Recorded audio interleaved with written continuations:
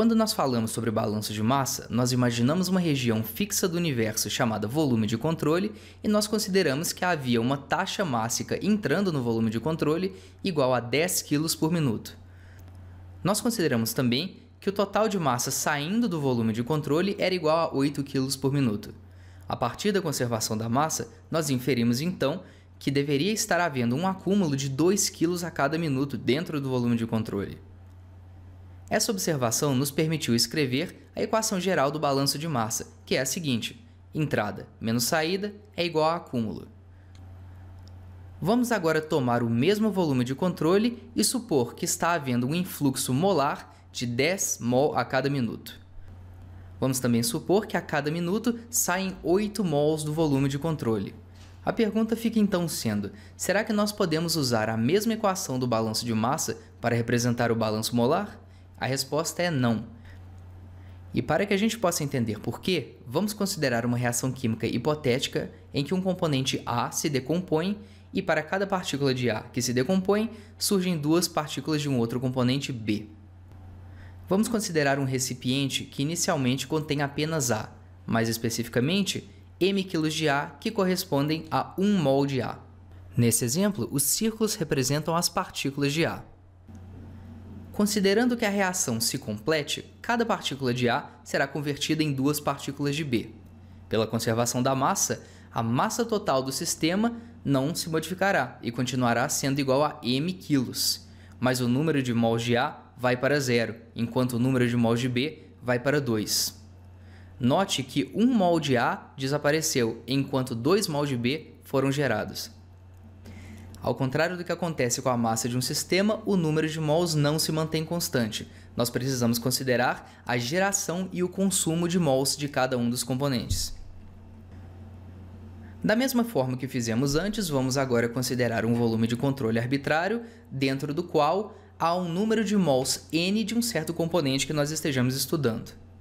Vamos considerar também que há um influxo molar n.e desse mesmo componente e que esteja saindo um certo fluxo molar n.s desse mesmo componente. A equação que representa o balanço molar fica então sendo a seguinte: entrada menos saída mais geração é igual a acúmulo. Agora nós estamos considerando a possibilidade de estar surgindo números de mols e também de estarem desaparecendo.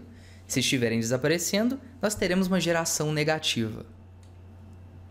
Matematicamente, a expressão pode ser escrita da seguinte forma: taxa molar de entrada menos taxa molar de saída mais geração é igual a dN dt. Para deixar esses conceitos um pouco mais concretos, vamos realizar o balanço molar de um reator de mistura completa, ou CSTR. Vamos então tomar um CSTR de volume conhecido e igual a V, e vamos imaginar que em sua alimentação haja dois componentes, A e B.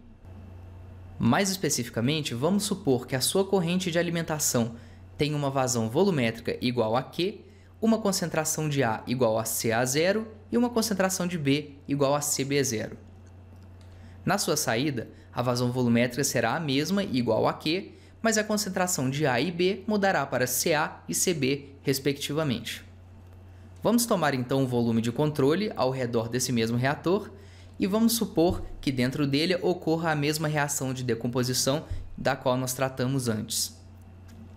Por último, vamos supor também que a cinética dessa reação seja conhecida e obedeça uma lei de primeira ordem, ou seja, RA é igual a menos K vezes CA.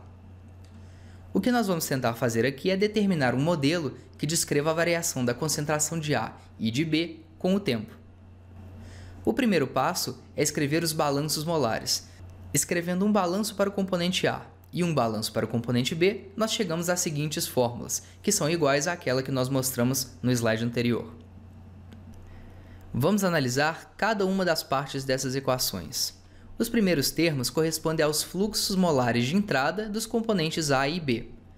Esses nós sabemos calcular. Nós temos a vazão volumétrica e a concentração. O fluxo é simplesmente o produto dos dois. Substituindo nessa equação, nós ficamos com essa expressão.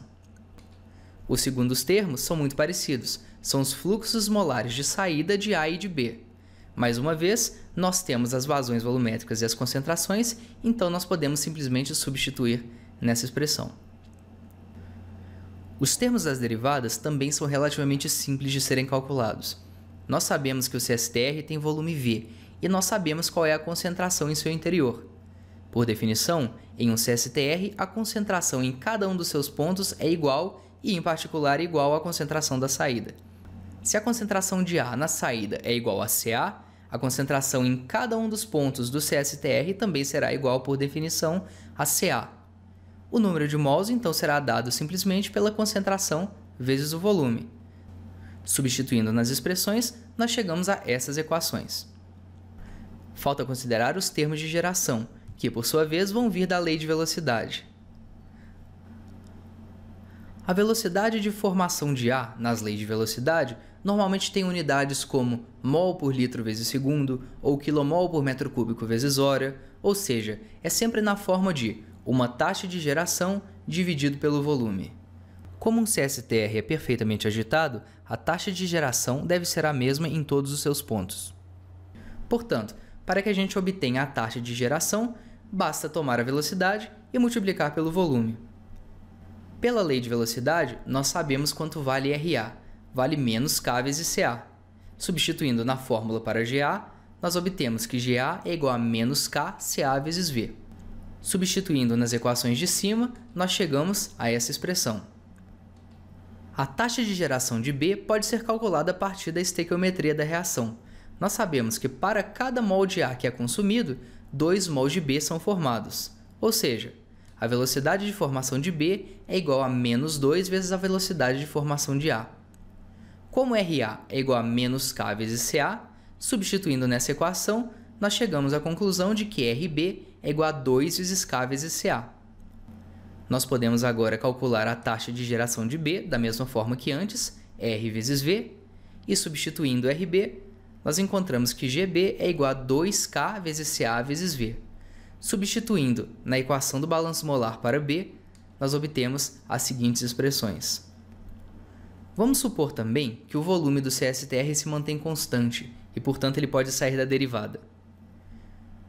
Reorganizando essas equações, nós obtemos o seguinte par de equações diferenciais.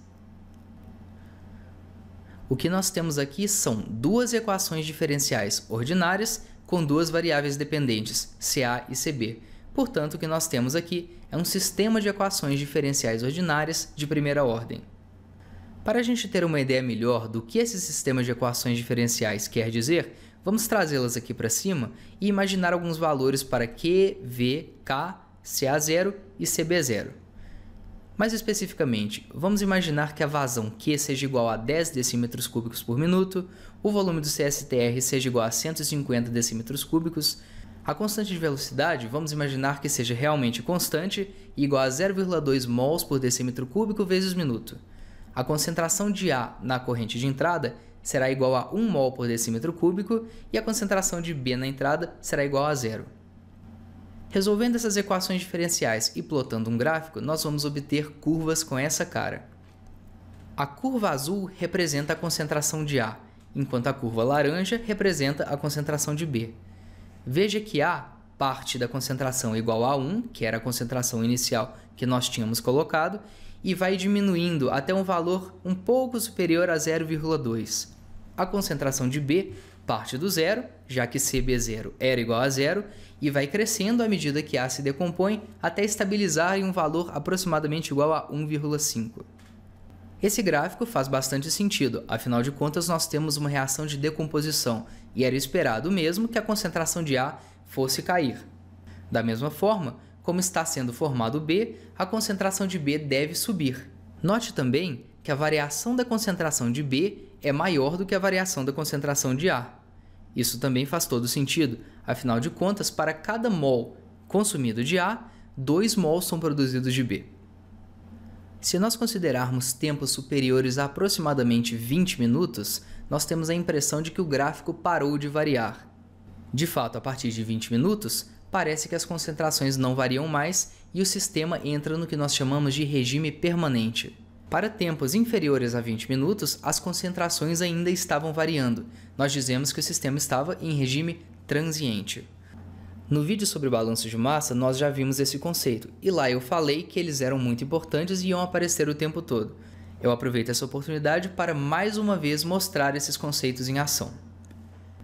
Por hoje é só, espero que você tenha gostado do vídeo. E por favor, não deixe de curtir, comentar e compartilhar. Muito obrigado.